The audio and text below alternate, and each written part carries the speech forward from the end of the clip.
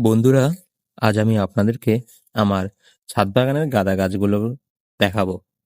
দেখতে পাচ্ছেন যে কত পরিমাণ কুঁড়ি চলে এসেছে। আসলে দীর্ঘ পরিচর্যার পর এবং অনেক পিঞ্চিং করার পর আমি আমার গাছটিকে এভাবে ঝোপালো করতে পেরেছি। দেখতেই পাচ্ছেন পুরো বলের মতো ঝোপালো। এগুলার এখনো গ্রোথ আছে। এখনো এগুলা আরো বৃদ্ধি পাবে, আরো বড় হবে। এখনো মাত্র কুঁড়ি মাত্র আসা শুরু হয়েছে। এবং আপনারা যদি দেখেন, এক একটা কুঁড়ির নিচে এই যে দেখেন এক একটা ব্রাঞ্চ বেরোচ্ছে আবার। ওখান থেকে আরো ডাল, শাখা প্রশাখা, মানে আরো বেশি গাছ ঝোপালো হবে, আরো বেশি কুঁড়ি নিয়ে আসবে। তো এইভাবে আপনারা যদি পিঞ্চিং করে যেতে পারেন শুরু থেকে, তাহলে দেখবেন আপনাদের গাছটি খুব সুন্দরভাবে এই ধরনের একটা ঝোপালো আকৃতি ধারণ করবে। আমি আপনাদেরকে আরেকটা গাছ দেখাচ্ছি আমার। যেমন এই গাছটা দেখুন, এটা কত ছোট ছিল পিঞ্চিং এর কারণে। দেখেন, পিঞ্চিং করলে যে সুবিধাটা হয়, পিঞ্চিং করলে আপনার গাছ থেকে নতুন নতুন ব্রাঞ্চ বের হবে। আসলে অনেকে জানেন, তারপরে বলছে পিঞ্চিং মানে হচ্ছে গাছটা যখন কুঁড়ি আসবে তখন ওই কুঁড়িটা কেটে দিবেন, ছাঁটাই করে দিবেন। এভাবে যদি আপনারা শুরুতে যদি কয়েকবার ধাপে ধাপে পিঞ্চিং করে নেন, তাহলে গাছটি এক পর্যায়ে ওই যেখান থেকে আপনি কুড়ি কাটবেন সেখান থেকে আরো ৩-৪টা এভাবে করে শাখা প্রশাখা বের হবে, গাছটি আরো গোল হবে।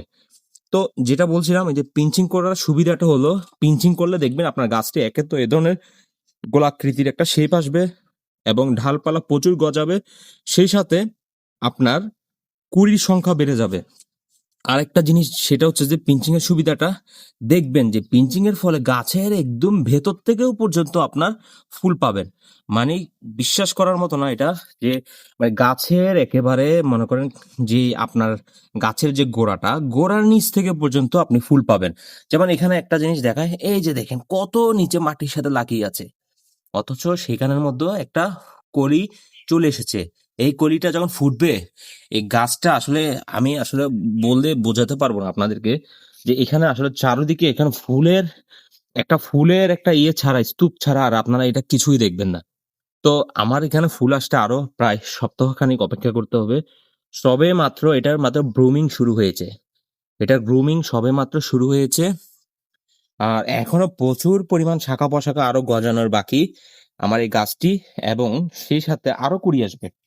আর আরেকটা জিনিস, এরকম অবস্থায় আপনারা যে কাজটি করবেন সেটা হচ্ছে যে মাসে 15 দিন অন্তর অন্তর ম্যাগনেসিয়াম সালফেট গাছে স্প্রে করবেন। তাহলে দেখবেন গাছ প্রচুর সবুজ হবে, গাছে কুড়ি আসবে বেশি। আর যখন এই ধরনের কুড়ি চলে আসবে, সেই মুহূর্তে একটা বাজারের খুব ভালো মানের যে কোনো একটা পিজিআর ব্যবহার করবেন। এখন আমি এখানে পিজিআরটা ব্যবহার করেছিলাম, সেটা হচ্ছে যে খুব জনপ্রিয় একটা পিজিআর, বুস্টার টু। এই বুস্টার টু পিজিআরটা হচ্ছে মূলত গাছের বৃদ্ধি, কুড়ি, ফুল আনতে আরো বেশি কয়েক গুণ বাড়িয়ে দেয়। তো আমি পিজিআরটা মাত্র ব্যবহার করেছি আজকে ৩-৪ দিন হয়েছে। সময়ের কারণে ভিডিওটা দিতে পারিনি, অন্য এক সময় আপনাদের ভিডিওটা দিব। তো আমি যে জিনিসগুলো বললাম, যদি এভাবে পিঞ্চিং করতে পারেন, এত সুন্দর একটা ঝোপালো গাছ পাবেন। আর আমার এখানে দেখেন প্রত্যেকটা গাঁদা গাছ কত সুন্দর ঝোপালো হয়েছে। আমি আরেকটা দেখাচ্ছি গাঁদা, এইটার দিকে একটু তাকান। গাছটার দিকে তাকালে মনটা ভালো হয়ে যায়। দেখেন এক একটা কুড়ি কতটা পুষ্ট। হ্যাঁ, চারদিকেও কুড়ি, এত কুড়ি। আসলে আমার টার্গেট ছিল যে এক একটি গাঁদা গাছ থেকে ১০০টা করে ফুল নেওয়া। তবে এটা তো ইনকা ভ্যারাইটিতে আসলে ১০০টা ফুল পেতে খুব কষ্ট হয়ে যায়। তারপর আমার চেষ্টা থাকবে ১০০টা ফুল নেওয়ার। কারণ আমি জানি আমার গাছ এখনো এখনো এটা বৃদ্ধি আরো অনেক আছে। কারণ এই যে দেখেন নতুন নতুন ঢাল এখনো আসতেছে।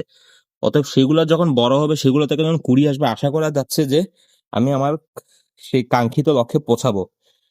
তো আপনারা যদি এত সুন্দর ঝোপালো একটা গাছ দিন শেষে পেতে চান ফুল ভরা, তাহলে আপনাকে পিঞ্চিং অবশ্যই চালিয়ে যেতে হবে। পিঞ্চিং ছাড়া এরকম গাছ পাওয়া আসলে সম্ভব নয়। তো আজকের ভিডিওটা এতটুক। সকলে ভালো থাকবেন, সুস্থ থাকবেন, আর আমার চ্যানেলের সাথে থাকবেন। আল্লাহ হাফেজ।